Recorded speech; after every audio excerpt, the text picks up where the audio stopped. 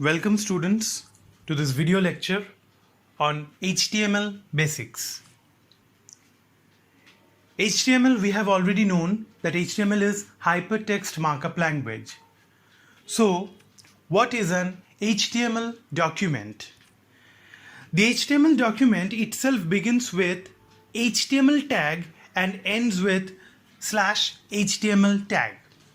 We have already known in the previous video lecture that what is a HTML tag, and here we are concentrating on HTML document, which always begins with HTML start tag and ends with HTML/HTML end tag. So whenever we are creating a HTML document, we have to follow this. Like we have already seen in the previous video lecture, the HTML structure, the HTML document structure. The visible part of the HTML document is between body and /body tag. So the visible part, that means the part which will be in the displayable area of the browser, is within the body tag and /body tag. Next, HTML headings. So what is HTML heading? HTML headings are defined with the h1 to h6 tags. It is used for giving a proper heading to a HTML document. So in the displayable area, if we want a proper heading, so we need the h1 tag till we have h6 tags. So h1 tag is for the most important heading. That means if the heading is very important and if it has to be very bold, then we have to give h1 tag. Similarly, h6 defines the least important heading. So if the heading is very least important and it is just a heading but it is not so much important, so we can decrease the boldness of the heading, so we can give h6 tag. So h1 is the most important and the most bold in the font. If we see the font of h1 tag, it will be very bold, and if we see the font of h6 tag, then it will be very less bold. If we take an example, here we are seeing the h1 tag. In this code we are seeing h1, h2, h3, h4, h5 and h6 tag. So if we write this and if we look at the web browser, how it is getting displayed in the web browser, we will understand. So let us check this. Next comes HTML paragraphs. So what is HTML paragraphs? It is defined with the p tag. It is defined with the p tag. Now if we look at an example, so here in the p tag we are writing this is a paragraph, full stop, and in another p tag we are writing this is another paragraph, full stop.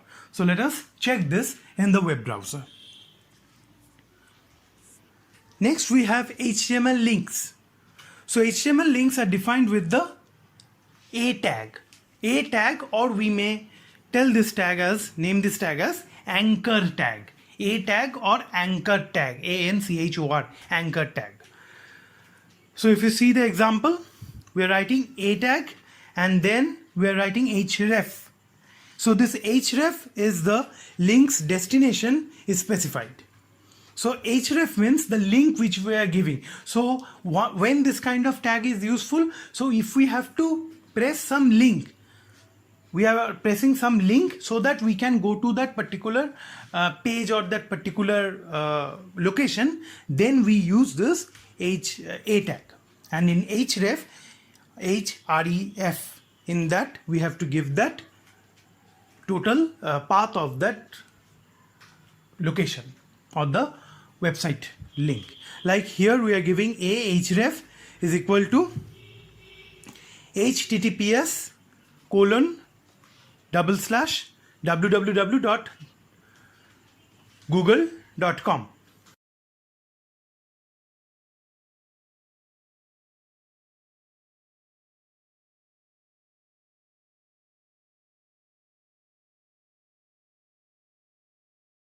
Next we have image, HTML images. So the HTML images are defined within the img tag. So in the web page, if you have to give a image, if you have to give a particular image in the displayable area of the web browser, then we have to use the img tag. So in the img tag, we can give in the src is the source file. So you have to give the file name. Then you have to give the width and the height. So you can specify the width and height of the particular image.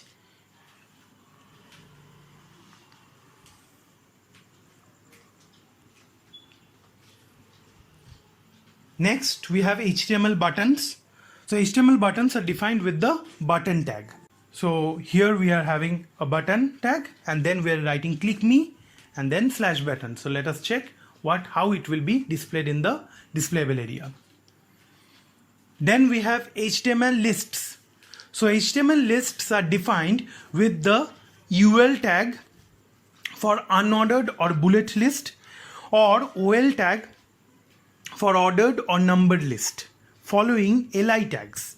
So that means if we look at this example, we can get this. So UL tag will give the unordered list, like it will give bullets. There will be no numbers or orderings or no alphabets.